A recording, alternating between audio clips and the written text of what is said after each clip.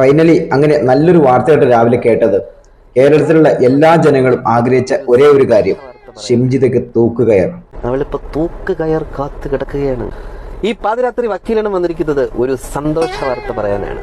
മറ്റേ ലവളില്ലേ, മാടമ്പള്ളിയിലെ മനോരോഗി, അവർക്കെതിരെ police FIR register ചെയ്തു. കോഴിക്കോട് മെഡിക്കൽ കോളേജ് പോലീസ് സ്റ്റേഷനിൽ 63/2026 നമ്പർ എഫ്ഐആർ ആയിട്ടാണ് കേസ് രജിസ്റ്റർ ചെയ്തിരിക്കുന്നത്. ഇട്ടിരിക്കുന്ന വകുപ്പ് BNS 108 ആത്മഹത്യാ പ്രേരണ എന്നുള്ളതാണ് വകുപ്പ്. ആത്മഹത്യാ പ്രേരണയിൽ കൊലക്കുറ്റമൊന്നുമല്ലല്ല എന്ന് പറയാനാണെങ്കിൽ തെറ്റിയടേ. ആത്മഹത്യാ പ്രേരണയ്ക്ക് 10 വർഷം വരെ കഠിന തടവ് ലഭിക്കാവുന്ന കുറ്റമാണ്. നോൺ ബെയിലബിൾ ഒഫൻസ് ആണ്, ബെയിൽ കിട്ടില്ല. പിന്നെ വിചാരണ നടക്കുന്നത് സെഷൻസ് കോടതിയാണ്. സെഷൻസ് കോടതി ആയതുകൊണ്ട് തന്നെ ഇവർ അറസ്റ്റ് ചെയ്ത് ഹാജരാക്കുന്നത് മജിസ്ട്രേറ്റ് കോടതിയാണ്. മജിസ്ട്രേറ്റ് കോടതിക്ക് സെഷൻസ് കോടതിയിൽ വിചാരണ ചെയ്യുന്ന കുറ്റങ്ങൾക്ക് ജാമ്യം കൊടുക്കാൻ പറ്റില്ല. ഈ പറഞ്ഞ ഷിംജിത അകത്ത് തന്നെ കിടക്കും. അപ്പോൾ വിചാരിക്കും, ആത്മഹത്യ പ്രേരണ തെളിയിക്കാൻ വലിയ പാടല്ലേ, അതൊക്കെ എങ്ങനെ തെളിയിക്കാം?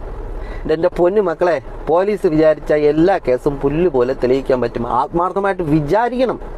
ഫോറൻസിക് എവിഡൻസ്, ഡിജിറ്റൽ എവിഡൻസ്, സാക്ഷിമൊഴികൾ, അങ്ങനെ എല്ലാ ഡിപ്പാർട്ട്മെന്റും ഒത്തൊരുമയോടെ പ്രവർത്തിച്ചു കഴിഞ്ഞാൽ ഇവളകത്ത് തന്നെ കിടക്കും.